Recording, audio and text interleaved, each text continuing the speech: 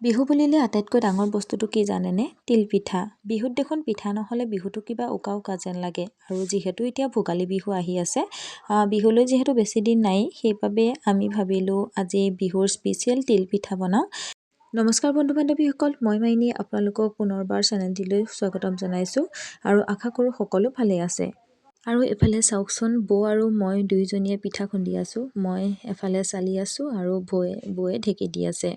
আৰু আনফালে চাবচোন, মায়ে এয়া ঊল গুঠি আছে, মানে ঊলেৰে টুপি এটা বনাই আছে ভতিজাটোৰ বাবে।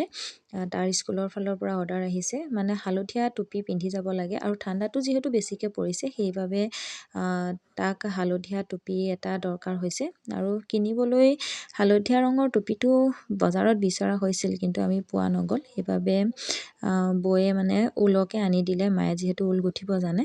আৰু এইফালে মায়ে ঊল গুঠি আছে, ভতিজাটোৰ বাবে এটা টুপি বনাই আছে। আৰু ইয়াৰ মাজতে কথা এটা সোধোঁ, আপোনালোকে বাৰু বিহুৰ পিঠা পনা বনোৱা হৈছেনে বাৰু? যদি বনাইছে কমেণ্টত জনাবচোন সকলোৱে দেই। আৰু কিনো পিঠা বনালে সকলোৱে কমেণ্টত জনাব। আৰু বিহুৰ শুভেচ্ছা আগতীয়াকৈ সকলোলৈকে জনালোঁ। আৰু যদি ভাল লাগে ভিডিঅ'টো স্কিপ নকৰি শেষলৈকে চাব আৰু লাইক কমেণ্ট ছাবস্ক্ৰাইব কৰি দিবলৈ নাপাহৰিব।